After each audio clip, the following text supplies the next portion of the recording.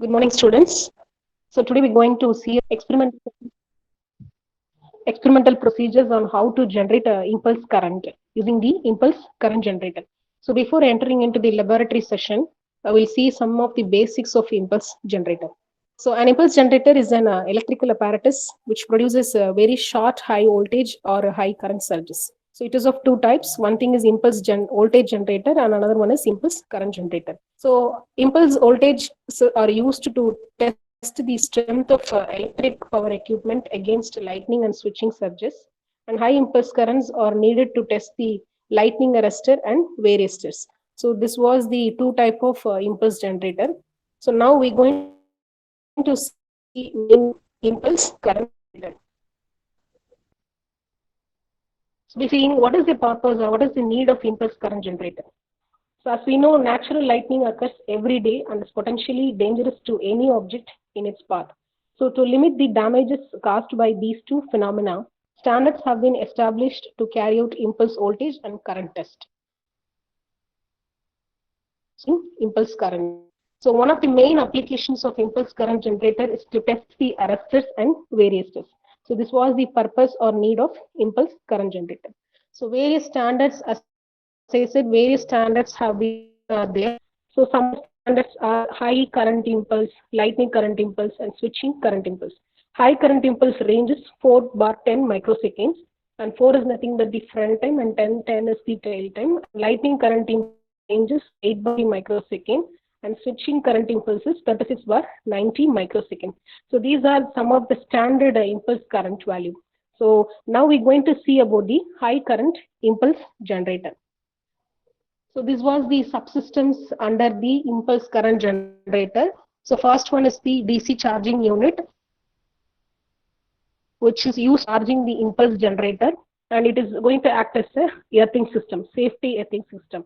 And second one is the impulse generator. So here the range of max voltages from minimum to maximum is 100 kilovolt to 3000 kilovolt. And third one is the control and measuring. That control and measuring unit having is of both manual and automatic. Then 12-bit oscilloscope is there, and software is also there for recording purpose. And fourth one is the high voltage divider. It is of resistor type, which means R type or RC divider. Active part inside the high voltage divider is the R and RC divider. These are the subsystems involved in the impulse current generator. Now we'll move on to the laboratory session, virtual lab, high voltage virtual lab. So this was the page of virtual laboratory. Here you're having many icons. On that, the third one is the experiments. You have to click that. Once you click the display, there will be the display of a list of experiments. So a number of list of experiments are there. So now today we're going to see about the study of impulse current generator. So you have to click that icon. Once you click, the following displays are there: introduction, theory, frequently asked questions, objectives, applications, how to do, and perform experiments. So now I'll click how to do. On the how to do, you're having the procedures on how to do the experiments. So certain list of procedures are there. If you want, you can go through it. So the next icon is the to do perform the experiments. So once I click, the circuit will appear. Impulse current generator, one of the basic circuit for to generate the impulse current. This was the impulse current generator circuit. Here you're having the parameters as V0 is the charging voltage, and RS is the charging resistance, and LF is the front inductance, and RF is the front resistance. CG is the generator capacitance or input capacitance, and L1 is the load inductance, R1 is the load resistance, I is the output current, and SG is the spark gap. This one is the finest circuit for generating the impulse current. On the left side, you're having the set parameter values.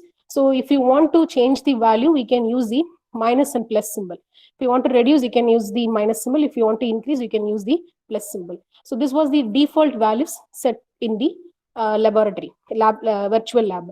So for this particular parametric values, I'm going to run this circuit.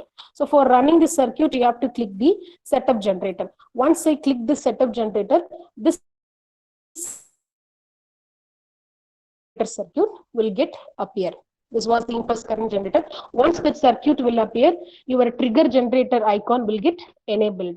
So you have to click the trigger generator. Once the trigger is generated, your corresponding waveform, output impulse current waveform will get appear for the relevant input parameters. So on analyzing this waveform, you're having a peak voltage, front time and tail time. So peak voltage is nothing but the 100% value. 100% value is the peak voltage. And front time is the 10 to 90% of peak value. That yellow line is the peak value. And tail time is the 50% of peak value. So that parameter will appear on the right side. Peak current is 20.73 kiloamps at 13.68 microsecond, and front time is 9.31 microsecond, and tail time is 24.1 microsecond.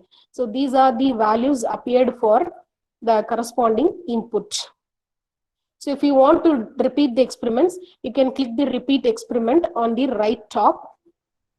So once you click, you can change the set parameter values. Now, again, I will show one more demo. Now I'm going to change the charging unit 75 kilovolt. Now we set on the charging voltage as 75 kilovolt and delay time TDS 150 microsecond. So again, I'm going to set up the generator.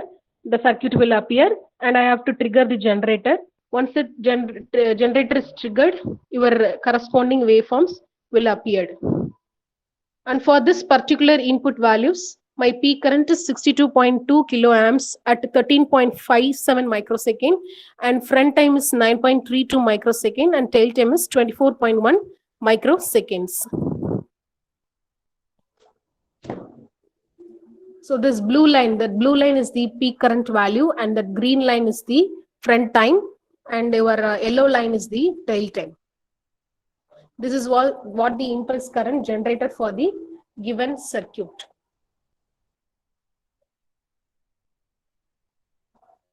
So by using this waveform, you can test your lightning arrestor and varistors. Okay, repeat the procedures for the generation of impulse current waveform. Thank you, students.